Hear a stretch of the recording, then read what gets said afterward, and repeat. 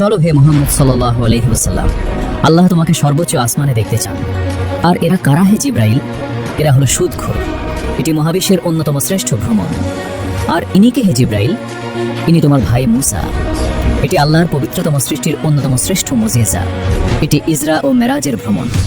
কিভাবে নবীরা রাসূল সাল্লাল্লাহু আলাইহি ওয়াসাল্লামকে স্বাগত জানিয়েছিলেন, সর্বোচ্চ আসমানের পথে কি ঘটেছিল, এবং তিনি কি সপ্তম আসমানে আল্লাহকে দেখেছিলেন। এক রাতে নবী মুহাম্মদ সাল্লাল্লাহু আলাইহি ওয়াসাল্লাম ঘুমাচ্ছিলেন। তখন ফেরেশতা জিব্রাইল আলাইহিস সালাম তার কাছে এসে তাকে জাগালেন এবং বললেন, হে মুহাম্মদ, আল্লাহ আমাকে আদেশ দিয়েছেন তোমাকে শরীর ও রূহ সহ এক মহান ভ্রমণে নিয়ে যেতে, যা মসজিদুল হারাম থেকে মসজিদুল আকসা পর্যন্ত হবে। জিব্রাইল আলাইহিস সালাম আমাদের প্রিয় নবীর জন্য বোরাক প্রস্তুত করলেন। এটি দেখতে ঘোড়ার মতো ছিল, কিন্তু এর দুটি ডানা ছিল। নবীজি যখন চড়ার জন্য বোরাকের কাছে গেলেন, তখন নবী মুহাম্মদ সাল্লাল্লাহু আলাইহি ওয়াসাল্লামের ভয়ে বোরাক কেঁপে উঠল এবং নড়ে চড়ে উঠল। তখন জিব্রাইল বোরাককে বললেন, থামো, আল্লাহর কসম, মুহাম্মদের চেয়ে মহান কেউ তোমার পিঠে চড়েনি। তখন বোরাক শান্ত ও স্থির হলো। এরপর নবীজি বোরাকে চড়লেন এবং সেই মহান যাত্রা শুরু হলো। তারা মসজিদুল আকসার পথে রওনা হলেন। বোরাকের গতি ছিল বিস্ময়কর। এটি চোখের পলকে দৃষ্টির শেষ সীমানায় পৌঁছে যেত। রাতের নিস্তব্ধতায় সে আকাশ পাড়ি দিচ্ছিল। মসজিদুল আকসার পথে যাওয়ার সময় রাসূল সাল্লাল্লাহু আলাইহি ওয়াসাল্লাম খুব সুন্দর একটি সুগন্ধ পেলেন। তিনি জিজ্ঞেস করলেন, হে জিব্রাইল, এই সুগন্ধ কিসের? জিব্রাইল বললেন, এটি ফেরাউনের মেয়ের সেই ধাত্রী মাসিতার কবর থেকে আসছে। অবশেষে তিনি বাইতুল মুকাদ্দাসে পৌঁছালেন। বোরাক থেকে নেমে তিনি সেটিকে বোরাক বাঁধার নির্দিষ্ট দেয়ালে বাঁধলেন। এখানে ঘটে এক আনন্দদায়ক বিস্ময়। তিনি যখন মসজিদে প্রবেশ করলেন, দেখলেন মসজিদটি কানায় কানায় পূর্ণ এবং সমস্ত নবী তার অপেক্ষায় আছেন। নবীদের মধ্যে সর্বপ্রথম তাকে স্বাগত জানালেন মুসা, ঈসা এবং ইব্রাহিম আলাইহিস সালাম। অতঃপর জিব্রাইল আলাইহিস সালাম তাকে সামনে এগিয়ে দিলেন সমস্ত নবীদের ইমাম হয়ে মানব ইতিহাসের শ্রেষ্ঠ 2 রাকাত নামাজ পড়ানোর জন্য। বলা হয় সেখানে 1,24,000 নবী ও রাসূল উপস্থিত ছিলেন। তিনি সূরা ফাতিহা পাঠ করলেন এক গম্ভীর দৃশ্যের অবতারণা করে, যেন তিনি ইসলামের পতাকা গ্রহণ করছেন। নামাজ শেষ করার পর জিব্রাইল তাকে নিয়ে বোরাকের কাছে গেলেন মেরাজের ঊর্ধ্বগমন প্রস্তুতির জন্য। উপরে ওঠার আগে জিব্রাইল নবীর কাছে একটি পাত্রে দুধ এবং একটি পাত্রে মদ নিয়ে এলেন এবং বললেন, পান করুন হে মুহাম্মদ। নবীজি সাল্লাল্লাহু আলাইহি ওয়াসাল্লাম দুধ পান করাকে বেছে নিলেন। তখন জিব্রাইল বললেন, তুমি ফিতরাতকে গ্রহণ করেছো এবং তোমার উম্মতকেও সঠিক পথে পরিচালিত করেছো হে মুহাম্মদ। এরপর তিনি বোরাকে চড়লেন এবং আসমানের দিকে মেরাজের যাত্রা শুরু করলেন। প্রতিটি আসমানের একটি করে দরজা এবং পাহারাদার রয়েছে। নবীজি যখন প্রথম আসমানে পৌঁছালেন এবং প্রবেশের অনুমতি চাইলেন, তখন তাদের জন্য দরজা খুলে দেওয়া হলো। সেখানে তিনি আদম আলাইহিস সালামকে পেলেন, যিনি তাকে স্বাগত জানালেন। জিব্রাইল পরিচয় করিয়ে দিলেন যে ইনি মানব জাতির পিতা। নবীজি তাকে সালাম দিলেন এবং আদম আলাইহিস সালাম সালামের উত্তর দিয়ে বললেন, স্বাগতম হে নেককার পুত্র এবং নেককার নবী। তারপর রাসূল সাল্লাল্লাহু আলাইহি ওয়াসাল্লাম দেখলেন আদম আলাইহিস সালাম ডানে ও বামে তাকাচ্ছেন। যখন তিনি ডান দিকে তাকাচ্ছিলেন হাসছিলেন, আর যখন বাম দিকে তাকাচ্ছিলেন কাঁদছিলেন। নবীজি এর কারণ জিজ্ঞেস করলে জিব্রাইল জানালেন, আদমের ডান দিকের রূহগুলো হলো তার জান্নাতি সন্তান, তাই তিনি খুশি হয়ে হাসেন, আর বাম দিকের রূহগুলো হলো তার জাহান্নামী সন্তান, তাই তিনি দুঃখে কাঁদেন। প্রথম আসমানে নবীজি এমন কিছু মানুষকেও দেখলেন যারা চিৎকার করছিল এবং তাদের পেট ছিল বিশাল বড়, যার ভেতর থেকে সাপ বের হচ্ছিল।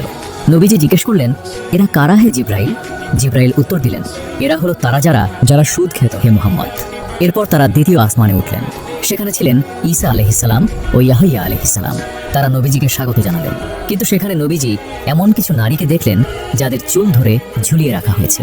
এর কারণ ছিল তারা তাদের স্বামীদের ছাড়া অন্য পুরুষদের ফিতনায় ফেলার জন্য বেপর্দা হয়ে সৌন্দর্য প্রদর্শন করত। এরপর তারা তৃতীয় আসমানে উঠলেন। সেখানে ইউসুফ আলাইহিস সালাম তাকে স্বাগত জানালেন। সেখানে তিনি এমন কিছু নারী পুরুষকে দেখলেন যারা আগুন খাচ্ছে এবং সেই আগুন তাদের পেট থেকে বের হচ্ছে। জিব্রাইলকে জিজ্ঞেস করলে তিনি বললেন, এরা তারা যারা এতিমের সম্পদ অন্যায়ভাবে ভক্ষণ করত হে মুহাম্মদ। নবীজি বললেন, রক্ষা করো হে প্রভু, রক্ষা করো। এরপর তারা চতুর্থ আসমানে উঠলেন। সেখানে ইদ্রিস আলাইহিস সালাম তাকে স্বাগত জানালেন। এই আসমানে তিনি এমন কিছু মানুষকে দেখলেন যাদের মুখের কোণ থেকে কান পর্যন্ত চিরে ফেলা হচ্ছে, কারণ তারা মিথ্যা বলতো এবং মানুষের মাঝে মিথ্যা গুজব ছড়াতো। এরপর তারা পঞ্চম আসমানে উঠলেন। সেখানে হারুন আলাইহিস সালাম তাকে স্বাগত জানালেন। এই আসমানে তিনি শাস্তির আরেকটি দৃশ্য দেখলেন। কিছু উলঙ্গ মানুষকে নিচ থেকে আগুনে পোড়ানো হচ্ছিল। এটি ছিল ব্যভিচারীদের শাস্তি। এরপর তারা ষষ্ঠ আসমানে উঠলেন। সেখানে মুসা আলাইহিস সালামের সাথে দেখা হলো। তিনি বললেন, স্বাগতম হে নেককার ভাই এবং নেককার নবী। সেখানে তিনি এমন কিছু মানুষকে দেখলেন যাদের নখ তামার তৈরি এবং তারা নিজেদের মুখ ও বুক খামচে ক্ষতবিক্ষত করছে। এটি ছিল গীবত ও পরচর্চাকারীদের শাস্তি। এরপর তিনি সপ্তম আসমানে উঠলেন। সেখানে তিনি নবীদের পিতা ইব্রাহিম আলাইহিসসালামকে বাইতুল মামুরের পাশে বসা অবস্থায় পেলেন। তিনি নবীজিকে স্বাগত জানালেন। নবীজি জিব্রাইলকে জিজ্ঞেস করলেন, হে জিব্রাইল, এই ঘরটি কি? জিব্রাইল বললেন, এটি পৃথিবীর কাবার মতোই একটি ঘর হে মুহাম্মদ, যেখানে প্রতিদিন 70,000 ফেরেশতা তাওয়াফ করে। এই আসমানে নবীজি এমন একদল লোককে দেখলেন যাদের মাথা পাথর দিয়ে চূর্ণ করা হচ্ছে, আবার তা আগের মতো হয়ে যাচ্ছে। এটি ছিল তাদের শাস্তি, যারা নামাজ আদায়ে অলসতা করত। অবশেষে সেই মুহূর্তটি এলো যার অপেক্ষা ছিল। তিনি সিদরাতুল মুনতাহায় পৌঁছালেন। এটি একটি বিশাল গাছ যা সপ্তম আসমানের শেষ প্রান্তে অবস্থিত। নবীজি সিদরাতুল মুনতাহার চারপাশে এমন নূর ও রং দেখলেন যা ভাষায় প্রকাশ করা অসম্ভব। হঠাৎ জিব্রাইল আলাইহিসসালাম থেমে গেলেন এবং বললেন, হে আল্লাহ রসুল, আমি আর সামনে এগোতে পারবো না। যদি আমি এক কদমও এগোই তবে আমি পুড়ে যাব। কিন্তু আপনি হে মুহাম্মদ, যদি আপনি এগিয়ে যান তবে আপনি ভেদ করে কাছে পৌঁছে যাবেন। নবীজি বুরাকে করে একাই এগিয়ে গেলেন এবং আরশে রহমানের কাছে পৌঁছালেন। যখন তিনি জুতো খুলতে চাইলেন তখন এটি আওয়াজ শুনতে পেলেন, কেন তুমি তোমার জুতো খুলছো? তিনি বললেন, হে প্রভু, আমি ভয় পাচ্ছি বের করে দেওয়ার পরিণতির এবং প্রত্যাখ্যানের তিক্ততার। পাছে আমাকেও তাই বলা হয় যা আমার ভাই মুসাকে বলা হয়েছিল। তখন আওয়াজ এলো, হে মুহাম্মদ, মুসা যদি প্রার্থী চান এমন হয় তবে তুমিই কাঙ্ক্ষিত। মুসা যদি প্রেমিক হয় তবে তুমিই মাহবুব। মুসা যদি অন্বেষণকারী হয় তবে তুমিই অন্বেষিত। তুমি আমার নিকটবর্তী এবং তুমি আমার হাবিব। তাই তোমার যা ইচ্ছা চাও, আমি সব শ্রোতা ও উত্তরদাতা। তখন রাসূলুল্লাহ সাল্লাল্লাহু আলাইহি ওয়াসাল্লাম বললেন, হে প্রভু, আমি আমিনার জন্য চাইছি না যে আমাকে জন্ম দিয়েছে, হালিমার জন্য চাইছি না যে আমাকে দুধ পান করিয়েছে, এমনকি আমার মেয়ে ফাতেমার জন্য চাইছি না। আমি কেবল আপনার কাছে আমার উম্মতকে চাইছি। তখন তাকে বলা হলো, হে রহমতের নবী, এই উম্মতের প্রতি তোমার কতই না দয়া। তোমার উম্মত দুর্বল সৃষ্টি, আর আমি লতিফ, দয়ালু রব। আর তুমি শরীফ, সম্মানিত নবী। দয়ালু রব আর সম্মানিত নবীর মাঝে এই দুর্বল উম্মত ধ্বংস হতে পারে না।